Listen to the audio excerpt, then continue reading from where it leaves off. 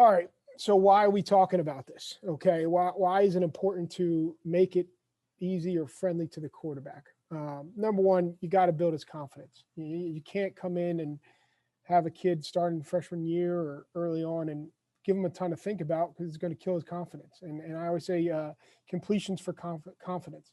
And there's ways throughout the game plan that you can find a quarterback easy completions. And that's what we're going to talk about here upcoming. And if you can find those completions, you can build on that. And then you can build to the next inning. You can build to the next throw. You don't have to start off the game, chucking it deep, trying to give him a 50-yard post ball, right? Just get him a small hitch, get him some confidence and let him build off of that. It gives him less to think about, okay? It slows the game down. The more he has to think about, the more his brain is going to be scattered. And we're going to talk about that in a little bit. I'll take you through a little bit of an exercise. It seems like something that you might do in third or fourth grade, right? But it shows you how scattered the brain can get the more you put on it. And the more he can process and the faster he can process, the quicker he'll make his decisions, right? And the better he'll make his decisions, the less he has on his plate. And then, finally, I think there's big myths about drop back pass. And I think a lot of it stems from Skelly. We did a study on one of our main pass plays from a couple years ago, and we had ran it 69 times, and we got to the fourth progression out of 69 times 0 times, and we got to the third progression 5 times. So when you scheme up all these great drop back passes where you're go to the first guy, go to the second guy, go to the third guy, go to the fourth guy, that for me and in my experience, it's only been really realistic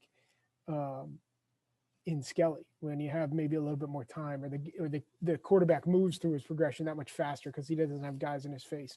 So a lot, and not that we don't have pass game, we do have pass game that goes through 5 progressions and all that stuff, but it doesn't have to be that way. And I think there's a lot of different ways you can do to still spread the field and still use the entire field with only giving the kid 1 or 2 things to really look at. And then finally, depending on whether or not you have your quarterback call protections or not, it's always helpful when you can take that off his plate. Our quarterback calls the protections or helps change the mic point on some of the protections if need be. And when we call a play that he doesn't have to worry about it, it just takes so much off his plate. And now he can just think about coverage and his footwork and things like that. This is just quick, just because you have an experienced QB does not mean you have to put more on his plate, right? So just because you have a smart guy, and again, Kenji was a really smart kid, doesn't mean you have to put more on his plate. And I put these 3 guys down here because I think that these guys, I don't know how good their IQ is or how well they process information. But what I do know is that with the change of some of their coordinators and with the consistency, of Jared Goff, his offense, like you can tell that the plays are called to make the game easy for these guys, especially for Baker Mayfield this year. And I think that, is really what made these guys really stand out to me this year, and that the game was called to make the game was called to make it easier on them. And this was I'm a huge Eagles guy, and so I was able to watch them this year for the first time, which was kind of neat, just to be able to watch them NFL football and watch college and study all that stuff. And watching the Eagles, Carson Wentz a great player, Jalen Hurts a great player. Eagles have great coaches. The one thing, or had great coaches, I guess. The one thing that stood out to me though is that when Jalen Hurts went in the game, they called it different. And I understand when you have a different quarterback, you call the game different, but they called it, more bootlegs, more movement, more this or that plays, which we'll get into. And there's less straight drop back. I think sometimes when you get a guy, like Carson Wentz, or a guy that you feel really comfortable with getting through progressions or calling out protections, that you can take that for granted and call too many plays where just because he can handle it doesn't mean you have to put it on his plate. So just continue to take the pressure off the quarterback. Okay, so I know this screen is a little bit blurry, but this is the exercise I was talking about, QB neuroplasticity.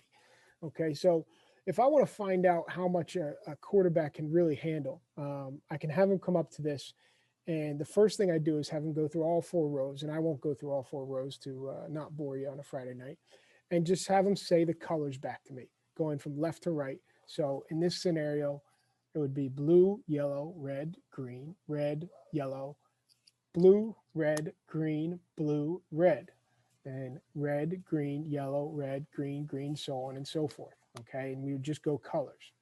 And then the next thing we do is I would ask him to say, all right, now go color and the direction of the arrow.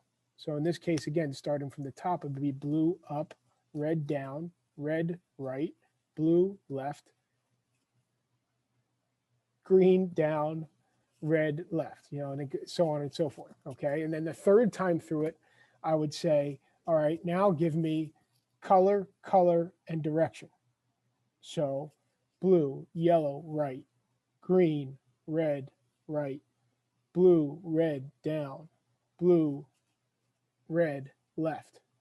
So you can see how that builds up. And what I can tell as I see it is I can see how much you can really put on a kid on his plate. And you can practice these things and kids can get better at this and expand how much you can put on their plate. But this gives me a baseline of like, how much can you really put on this kid's plate? How much can he handle?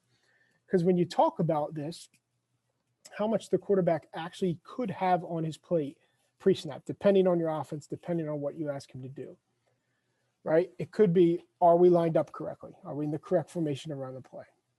The cadence he has to use for that play. Is it a dead cadence play? Is it a on two?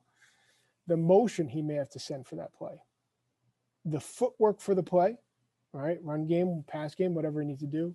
Any coverage ID he might have to do, right? Any 6 pro he may have to do, like any changing in the mic points or front ID or anything like that. And that leads me into the next one, front ID, for run game. Maybe you're checking runs versus certain fronts, okay? And then finally, play audible based on look, right? So maybe he has to audible out of something because you didn't want to run it versus look. And there's maybe some more things on there that I left out that may be in your offense that aren't on there.